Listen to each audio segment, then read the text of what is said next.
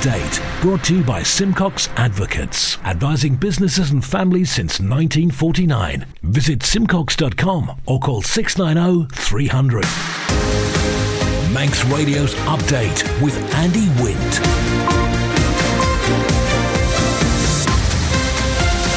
Faster my good evening, it's 5:30. This is Update for Wednesday, 2nd of August 2023 from Manx Radio. 30 minutes to look at the latest news on the island. Background to that news, we got sport and business and Sea Watch and travel as well. And the newsmakers in person.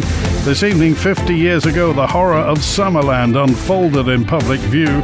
Treasury Minister admits public will have questions over the Liverpool ferry terminal. The Manx property market's holding up. And Onchan MHK wants a tourism department. And the Ravens are in action in Lancashire tonight. Man Benham for all your business and legal needs. But first of all, at 29 minutes ahead of 6 o'clock, these are the Update News headlines. Fastamai William King. Fastamai, a Manx man, has been jailed for 20 years after being caught running his criminal network from behind bars at the Isle of Man prison. Kyle Brian Johnson, who also goes by Molyneux, was sentenced at Douglas Courthouse today after admitting 4 offences relating to the importation and exportation of drugs and criminal cash. The 27-year-old, who was apprehended as part of Operation Achilles, was told he'd played a leading role in the organised crime group. The average sale price for a property in July was around £12,000 higher than in the month before. The figures from propertyprices.im appear to suggest the Isle of Man is bucking the trend for falling prices in the UK.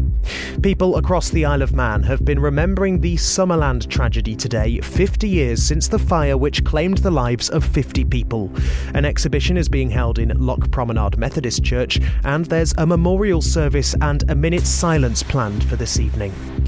In international news, police say a baby boy who was murdered by his stepfather in Derbyshire lived in a culture of cruelty. Jacob Crouch, who was 10 months old, was found with 39 rib fractures in December 2020. His mother's been found guilty of causing or allowing his death. Donald Trump says new charges accusing him of attempting to overturn the 2020 US election result are designed to damage his presidential campaign. And in the Women's World Cup, Brazil and Italy have both gone out on what was a dramatic day. Jamaica went through to the last 16 ahead of Brazil after holding them to a goalless draw. Those are the Update News headlines. Man Benham. Contact us by phone, video call, email or face-to-face. We're happy to connect with you. Manx Radio Weather with Manx Glass and Glazing. Goramaya, thank you, William, from the Ronaldsway Met Office. A strong wind warning in operation for the North Irish Sea. State of sea is moderate. And this evening's weather, cloudy with scattered showers, a moderate to fresh wind coming in from the north. Mainly dry overnight, minimum 13 degrees. For Jardine, Thursday's dry with sunny intervals, perhaps an isolated shower and a fresh to strong northwesterly. Top temperature 17, down to 13 through the night into Jehenya. And Friday's dry with sunny intervals, a brisk northwesterly, easing and backing southerly, and up to 18 degrees. Tide still on the way out. Low water's 4 minutes past 7. Sunset 16 minutes past 9. High water 1 a.m. on the dot. Sunrise 26 minutes before 6. Low waters at 25 past 5. And this weekend, a Radio Caroline North weekend in Ramsey. Manx Glass and Glazing can produce bespoke splashbacks for your kitchen in any colours. Speak to the team on 674 573.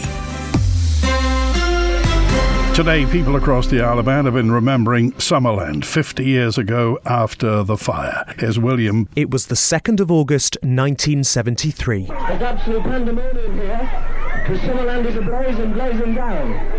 There's the fire is spreading very rapidly indeed. That was Alan Jackson on Manx Radio that evening. 50 people lost their lives in the fire. On Manx Radio this week, we've been hearing the memories of some people who were there. Jackie Hallam from Huddersfield was 12 at the time and escaped with life-changing burns. She lost her mum and best friend. We were all on the same level in the building, and I managed to escape, and they didn't make it. And I've had to live with leaving them there ever since. Dr. Nick Beatty was the on-call surgeon on duty at the hospital. We didn't manage to get home because the treatment involved frequent dressings of the burns, which had to be done for the children under anaesthetic. In the case of the adults, we could do that under a good sedation. But we first of all had to assess the extent of the burns on each and every patient. Already today, a concert has been held on the Wurlitzer in the Villa Marina Arcade by Chris Mannion. Chris was playing the organ in Summerland when the fire broke out. Someone suddenly shouted, "Run!" And so I dashed off the organ and got through the broken glass that they'd done at the side. So really, you don't know what's going on. And that sort of thing is beyond anybody's imagination. This evening, there are 2 opportunities to mark the half-century since the tragedy. At 7 p.m, there'll be a minute's silence on the Summerland site. Meanwhile, Douglas City Council will host a memorial service in Kew Gardens, where wreaths will be laid by people including the Lieutenant Governor, Chief Minister and Mayor of Douglas. The Treasury Minister admits the public are likely to have questions over the increased spend on the Liverpool ferry terminal if government services have to be cut. Dr Onchan MHK recently sought approval for an extra £10 million contingency budget for the project, potentially taking the total cost to more than £80 million. Dr Onchan faced questions about the island's economic position at an evidence session with the Economic Policy Review Committee. The project that was originally brought to Tynwald, I think back in 2015-16, now, although it looks roughly the same, the price of it has increased significantly. And one of the roles of the Public Accounts Committee right at the early stages was to look at this project in terms of the design of it, the way some of the initial budget had been calculated and executed. But obviously there'll needs to be a further report when the eventual price comes in and the entire project is completed. The main one will be, I suppose, reputation and trust. You've commented on Liverpool landing stage, and I can imagine the first time I stand up and say that a certain service may need to have cutbacks or its budget may need to be reduced. Somebody will say, "Well, hang on a minute, you're spending X millions more on the Liverpool landing stage at the ferry terminal there. How can you do one and not do the other?" And that's one of the reasons why I personally felt it was very important to have that discussion about the Liverpool ferry terminal before the summer recess, to actually make sure that people understood that this was a project that was still running not the way we wanted it to, still had some significant technical issues and timing issues, and also some ongoing budgetary issues in terms of the eventual cost that we had to prepare for. This is the most listened to Isle of Man news source, and Manx Radio's Update is the Isle of Man's most downloaded news podcast.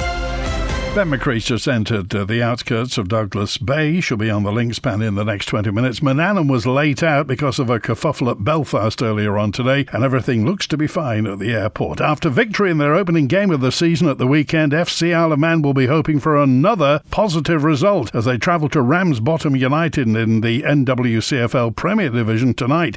Ravens boss Paul Jones has reflected on the side's 2-0 victory over Wythenshawe Town on Saturday and the challenge that faces the squad tonight. Everyone was really keen to get going, and there'd been a lot of kind of anticipation within the group, and maybe sometimes it was maybe play the occasion rather than the game, and we had 25 minutes, 30 minutes where everyone, and it sounds maybe a bit daft, but we're trying really, really hard, and they were trying too hard. They were kind of maybe forgetting about some of the basic things that we need to do to get ourselves a foothold in the game. So we reminded of them that at half time, and pointed to sometimes you don't need to chase a game, you need to let the game come to you and be patient and wait for the right opportunities to put the pressure on, rather than every second or every minute of the game trying to put the pressure on and put pressure on yourselves. So that really, that there's 46 games, you're not gonna, until right at the very end of the league season, you're not going to win the league or get to a playoff place or whatever else it might be, or based on one result, certainly not at this time of the year. So it's about kind of, making sure we stay in the game and stay in the league for as long as we possibly can, and not rush. They'll be gunning for a good performance tonight and to get back, or start their season off properly with a win. So yeah, we're very aware that they're going to be really, really pushing for a good result tonight and trying to right the wrongs of Saturday. And we've got to be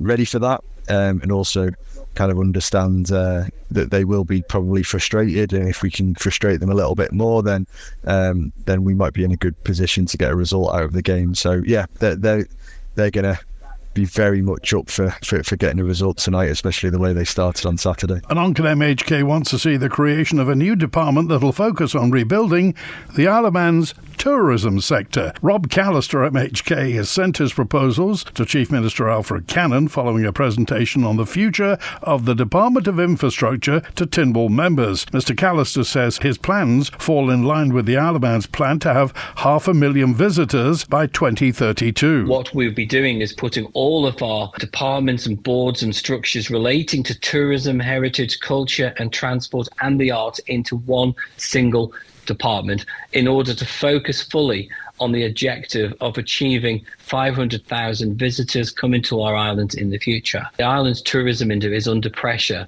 and we need to resolve all of these issues. And I think if they're in a single department that can focus, as I've mentioned, on our tourism, our heritage, culture, transport and the arts, I think we will have a brilliant island to sell in the future. What I am worried about is the Department of Infrastructure being broken up and sections of that department being simply placed into other departments. And as you mentioned previously, then making those departments bigger. So if some of these functions from the Department of Infrastructure went into other government departments as they stand at the moment, then you could be repeating the same problems down the line. But actually taking out the elements relating to tourism, to transport, the arts, heritage and culture, and placing all of them into a new single department that focuses on that island plan objective of bringing 500,000 visitors plus to our island is the best idea that I've seen so far. Sea Watch with the Isle of Man Steam Packet Company. Well, the ship Ben McCree departed Heysham at 18 minutes past 2. She's just entering into the harbour at the moment. We'll be on the link span shortly. Out at 7:45, back to Heysham at 11:30 tonight, departing overnight at 2:15, in Douglas at 6 tomorrow morning. Manannan sailing to Liverpool was delayed because the sailing from Belfast this morning was late. There was a boat on the berth in Belfast.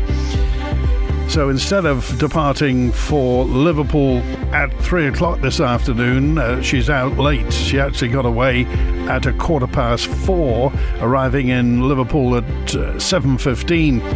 So consequently, the 7:15 departure from Liverpool will be hopefully leaving at 8:15, and obviously back to Douglas, gone 11 o'clock tonight. Tomorrow morning's departures: Manannan departs Douglas at 7:15 for Liverpool, and Ben McCree 8:45 for Heysham. When does the Manxman go out? Well, nobody knows. Follow the Steam Packet on Twitter for the latest sailing information. TT rider Davy Todd written his last race for Malenko by Padgett's. The 27-year-old announced the split from his team on his YouTube channel following the Armoy road races in Northern Ireland. He says it follows what's been a really challenging time, but isn't due to any form of conflict between himself and Malenko. It's not a falling out. It's not, it's not something that is like a falling out or anything of the kind. We've agreed this. It was more difficult than we'd both imagined, trying to do that Superbike Championship with the budget and the personnel that we have. The Padgett's team has a great bunch of guys, but times have moved on in terms of data and all the Motec electronic system. It's really difficult to work out, and to be honest, the biggest thing is the budget thing, trying to compete on a small budget compared to the other teams. Just isn't possible to be competitive. and we're not there to. Neither of us have been there to make up the numbers. We're both there because we want to win. So I've got something really cool in the pipeline that can't really release right now. All I can say is I'll be back at BSB from Cadwell Park. Manx Radio Business Briefing. It's 5:45. US defence manufacturer BAE Systems today lifted full-year guidance as the war in Ukraine's led to increased demand for weapons, leaving the company with a record £66 billion in the order book. And for a full daily market report, go to ramseycrookall.com. The American private equity firm that owns Birkenstock, the sandals, could try an initial public offering on for size as soon as September. Anonymous sources have told Bloomberg and the Financial Times that El Cataton, which is backed by French fashion powerhouse LVMH, is reportedly working on a listing that could value Birkenstock at more than $8 billion and potentially even $10 billion. The iconic sandals have been given a lift over the past few weeks in sales and visibility following those brief cameos in the Barbie movie. The Stock Market Report, brought to you by Ramsey Crookall. UK and European stock markets lower as investors navigate a busy week of earnings and global sentiment drags. The dollar rose and oil fell after industry data showed a much steeper than expected draw last week in crude oil inventories in America. Gold paired gains hurt by a stronger dollar. And the numbers now from Ramsey Crookall at the close in London. The FTSE 100 down almost 1 4/10% at 7,561. The DAX in Frankfurt closed down 1 4/10% at 16,008. Currently New York City, just a wee while ago, the Dow Jones Industrial down 0.6% at 35,404. The Nasdaq Tech Stocks Index down almost 2% at 14,001. And the S&P 500 in Chicago is down 1 1/10% at 4,523. In the exchange markets, the British pound sterling currently trading at $1 27 cents, €1 16.1 cents, and 23 South African rand 55.1 cents. In commodities, gold's down 0.5% at $1,934 per troy ounce, and a barrel of Brent crude's down 3% at $83.12. You've got an investment plan? Yeah, Mike set it up. But don't you need loads of money to do that? Not this one. It's called Shearwater from Ramsey Crookall, and you pay in monthly as little as £100. So it's like saving regularly, really helping us invest in the future. For a house, or the kids' education. £100 a month? I could easily do that. You should. The sooner you start, the better. Invest in your future with as little as £100 a month. Shearwater from Ramsey Crookall, the island's investment specialist for 75 years. Call 717171 or visit ramseycrookall.com. Licensed and regulated by the Isle of Man Financial Services Authority. A sharp 4% drop in the average property price in the UK over the past year hasn't been mirrored on the Isle of Man, despite anecdotal evidence that the Manx market slowed down. Figures from propertyprices.im suggest the average sale price in July was around £12,000 higher than the previous month. Here's Simon Richardson. The average price is taken from the total number of sales during the month. There were more sales recorded in June than July, with totals of 122 and 104 respectively. Sales in June totalled 36,272,000, whereas the July figure was 41,098,000. The figures for the 2 months provide no more than a snapshot of the market and can be distorted by the number of high-value properties sold in the respective months. But they suggest the island's housing market is in better health than the UK's, despite the big rise in mortgage costs as a result of successive interest rate hikes, a view supported by local estate agent Paul McCard in a recent interview. I do feel that the market is holding its own. It's certainly not getting the reviews that the UK is. And I know as a whole, the Halifax, they're doing it across the board with the UK. It is obviously in regional places, it's very much different, and likewise as it is here. The UK statistics are contained in the latest report from the Nationwide Building Society. Update, brought to you by Simcox Advocates, advising businesses and families since 1949. Visit simcox.com or call 690 300. Manx Radio Sport. Fast am I, Rob Pritchard. Fast am I. Good evening. A Netflix documentary about Mark Cavendish has been released today. I'd had this thing since I was young that I wanted to be world champion. He is the fastest man in the world. There's nobody even comparing. The 90-minute programme, called Mark Cavendish Never Enough, features interviews with the Manx missile himself, his wife Petra, teammates and coaches. Netflix says the show reveals the inside story of one of the most inspiring and unexpected comebacks in sporting history. In football, the fixtures for the 23-24 Men's Football League season on the Isle of Man have been announced this week. The new campaign is set to begin on Saturday, the 2nd of September, with games across the Canada Life Men's Premier League, DPS Limited Division 2, Canada Life Combination 1 and DPS Limited Combination 2 divisions. Among the opening games in the top flight, last season's champions Peel will begin their title defence at home against St George's. Meanwhile, for the sides promoted from last season, Division 2 winners from last year, St Mary's, will start their campaign away at St John's United, and Braddon head to Ballafletcher to take on Douglas Royal. All games on the opening day are due to kick off at 2:30pm. You can see the full fixtures list for the season at manxradio.com. And in motorsport, young Manx trials rider Clodagh Higgins has become a British champion as she and Team Station Garage finished strong in this year's Ladies and Girls British Championship. The final 2 rounds of the series took place over the weekend on Manx soil at Peveril MCC. At the conclusion of those 2 rounds, and therefore the championship, Higgins finished top of D-Class to be crowned British champion of the category. Another Team Station Garage rider to top the rankings in her category was Gemma Carouche, who claimed first place in the sportsman class. There were strong overall finishes too for Caitlin Adshead, Isla Kennington and Ruby McCubbin. Adshead finished second overall in the expert class, with Kennington second in D class, only behind her teammate Higgins. Elsewhere, McCubbin ended her campaign third in the Girls A 50-50 section. Manx Radio Travel, driven by Quayside Tyres and Service Centre. Inbound at Ronaldsway, the Loganair 525 from Manchester came in just a minute late. Next inbound, the 528 Loganair from Liverpool on time. The 8:30 Loganair from London City on time. And the 25-9 EasyJet from London Gatwick showing on time. Outbound tonight, 6 o'clock. Loganair to Liverpool is on time. Then it's the 9:05 EasyJet back to Gatwick, currently showing on time. 24-hour signals on Main Road, 3-way signals on Main Road in Kirkmichael. They're doing some snagging work there. In Douglas Road in Ballasalla, still got those 2-way traffic signals for duct laying. And up the road at Blackboards, 3-way signals for friction surfacing and line painting. In Bulgham, temporary lights on the Coast Road for wall repairs. Glenmona's got temporary lights on the Coast Road for patching works.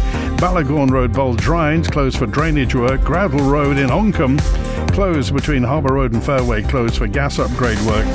Near Foxdale, Garth Road's closed between Tossaby Road and the Foxdale Road for bridge replacement work. East Quay Peel's closed between the House of Manannan and the Road Bridge. Ballymeenet Road, Jerby's got phase closures for the water main replacement. In Douglas, temporary lights on Victoria Road at the Falconcliffe Terrace Junction for water main work. And York Road's closed between Woodburn Road and Ballaquail Road in Douglas. Annika Road and Cushag Road in Farm Hill are closed in phases currently for resurfacing. And by the way, that DOI summer service dressing program that was started today didn't start because of the weather. H&H Motorcycles.im for all your motorcycle requirements. Southgate Industrial Estate, opposite Quayside Tyres. Call 665646. And MHK has been close to tears as she spoke of her determination to make Tynwald a fairer place to work in. Julie Edge, MHK, had placed a motion asking for a look at the conduct of members. It failed, but Julie Edge, speaking to Manx Radio's Phil Gaughan, said it came from her experiences in the previous administration. For me to have to justify and go to the Chief Constable to ask him, is there an investigation into me?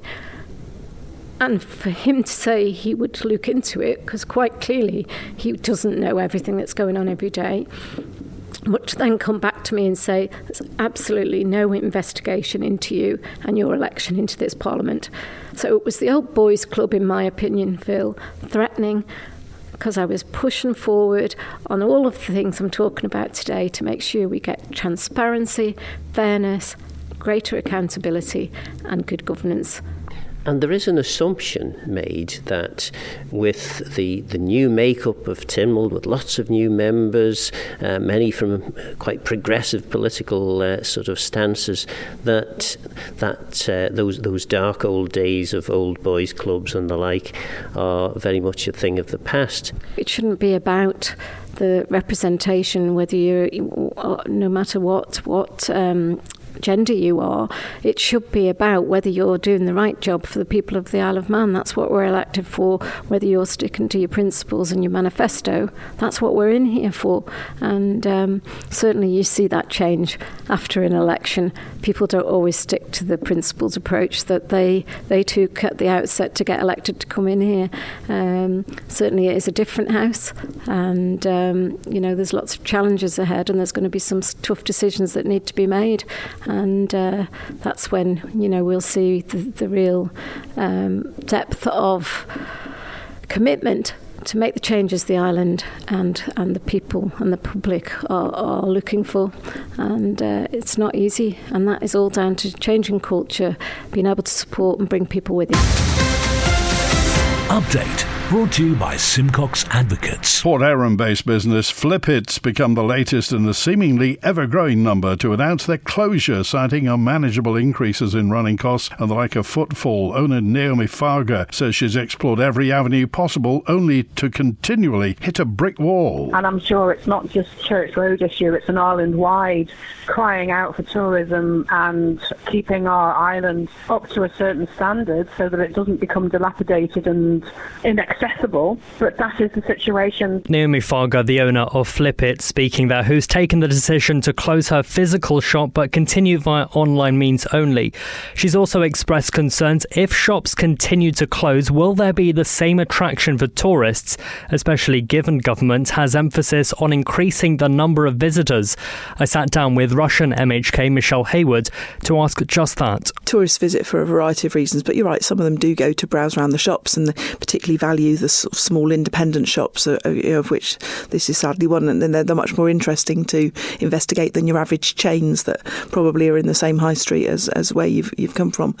I think there is that loss. I equally think that what you'll see is more service-based businesses springing up in those locations, so it'll be the chance to go and have an experience, make candles, or to go and decorate a plate or whatever it is. There's that shift, and so much of our retail has moved online. The decision that she's taken is probably, from a business perspective, a really good cost move. And we've heard time and time again that there is no extra support for businesses and that they are very much on their own. Do you think that there could ever come a point where government is looking and saying, oh, actually, we do need to intervene? There is support available in certain sectors, and the Department for Enterprise has got a number of support schemes. I think it's difficult for them to always catch everything. Does government need to intervene? Government needs to decide what high streets are going to look like in the future and what they are willing to support and what those moves look like. But I think it's a time of change across our high streets. That's it for Update Tonight, compiled from the resources of Manx Radio's news department, and thanks to newsreader William King, producer Rhiann Evans. After the news at 6, Summerland 50 Years On Part 2 with John Moss, The Greatest Hits with Chris Kinley, Opera with Ernie Thorne at 9, and Rhiann with The Late Show from 10 tonight. WINT